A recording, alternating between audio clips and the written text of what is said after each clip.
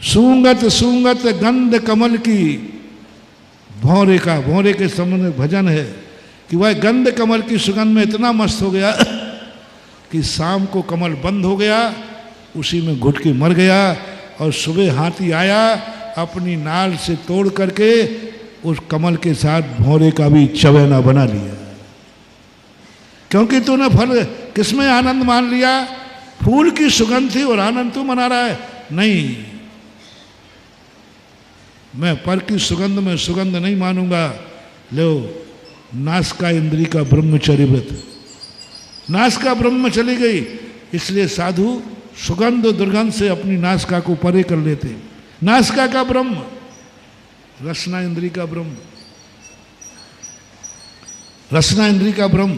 पर पदार्थों में हमें सुख आ रहा है, ये चीज अच्छी है, ये चीज बुरी है, ऐसा जो स्वाद आ रहा है, ये रसना इंद्री का अब्रह्म नहीं। मैं पर पदार्थों के संबंध में कोई हर्ष विषाद नहीं करूंगा।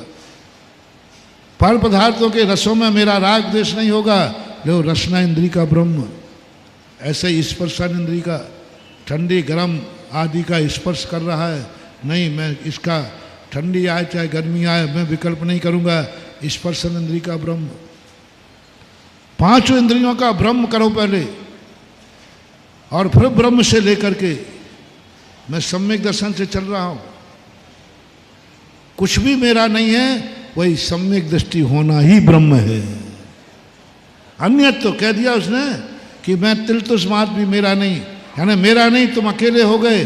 तो सम्यक दृष्टि भी श्रद्धा की अपेक्षा ब्रह्म में लीन हो गया। श्रद्धा की अपेक्षा मुनि महाराज क्रिया की अपेक्षा लीन हो गए, क्योंकि उन्होंने स्वीकार करना छोड़ दिया।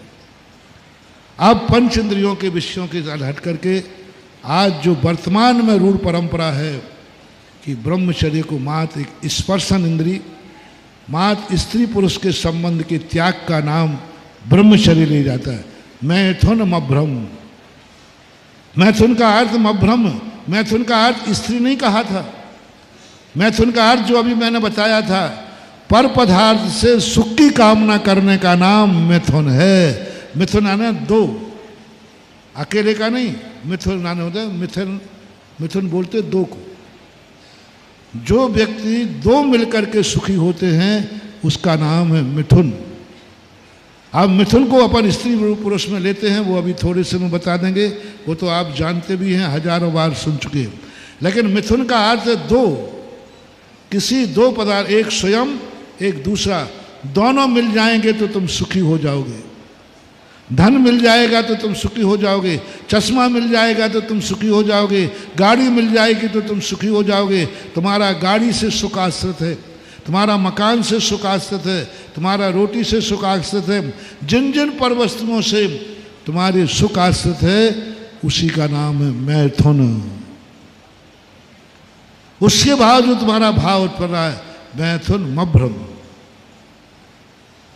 मैथुन से अब्रह्म, मैथुन जो अब्रह्म है उसको छोड़ देंगे। अब जो वर्तमान में रूढ़ परंपरा में चलता है तीसरे नंबर पर कि तुम कम से कम स्त्री में सुख मत मानो, स्त्री पुरुष में सुख ना माने, क्योंकि दोनों एक दूसरे के अधीन हो गए, कहीं ना कहीं झगड़े में पड़ोगे। हाँ, दोनों एक दूसरे के अधीन हो गए, दोनों तुम्हें नाटक दिखाएंगे, धमकी दिखाएंगे। स्त्री को पता चल जाए मेरे बिना नहीं रह सकता, वो नाटक दिखाएगी, और ज़्यादा उसने किया तो तलाक की धमकी दे देगी, और ज़्यादा दिया तो कोर्ट केस में घसीट देगी, और ज़्यादा किया तो तुम्हें दहेज के आरोप में जेल में डलवा देगी, क्योंकि तुम अधीन हो गए उसके। कानून भी तुम्हारे पक्ष में नहीं रहेगा, क्योंकि तुम्हारी जिंदगी, तुम्हारी गृहस्थी, तुम्हारा जीवन स्त्री के बिना नहीं है।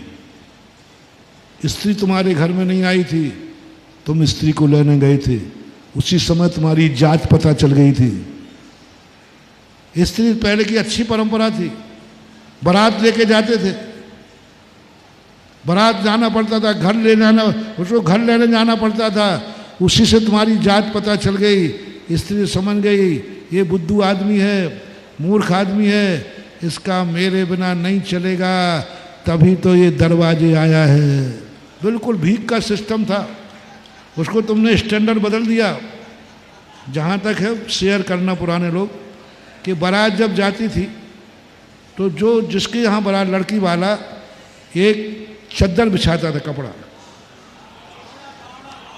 फावड़ा जो है, और फिर जो बारात लेके जाता था वो उसको उठा लेता था, और फिर वो जा करके वो उसको बुला के स्वागत करेगा। उसके दरवाजे, लड़की के दरवाजे जाना पड़ता था, मिले माए। अरे क्या बात है, रोटी रोटी में थोड़ी काम चलता है। भिखारी अकेला कहता है, भिखारी देखो हर व्यक्ति को माँ बना लेता है, जिसके दरवाजे जाता क्या कहता है, मिले माए। तूने भी तो सासू को मम्मी बना लिया। अरे तेरी मम्मी तो घर में बैठी है, यहाँ क्या कर रहा है माए, जिस चाय को माँ बना लिया। अरे तेरी माँ घर में है जिसने जन्म दिया है, लेकिन भिखारी जन्म देने वाली माँ से उसकी जिंदगी नहीं चलती है, उसे दूसरे को भी माँ बनाना पड़ता है। भिखारी के बच्चे को अपनी माँ की गोदी से उठ करके हर दरवाजे जाके कहना, मिले माँ। तुम्हें भी जब सुन रहे हो रे भिखारियों, जब नहीं बना तुम्हारा, इसके बिना नहीं चलेगा, तो पहुंच गए सासू को भी माँ ही तो कहते हो, माँ जी। अरे और स्टैंडर्ड मेंटेन सम्माननीय माँ जी कहते हो, माँ जी, पापा जी। अरे दुनिया में किसी व्यक्ति के पापा दो नहीं होते हैं, लेकिन भिखारियों को पता नहीं कितने पापा बनाना पड़ते हैं। बनाना पड़ेगा पापा जी। अगर आपको मेरी वीडियो अच्छी लगती है तो प्लीज़ मेरे चैनल को लाइक करें, शेयर करें और सब्सक्राइब करें। Thank you.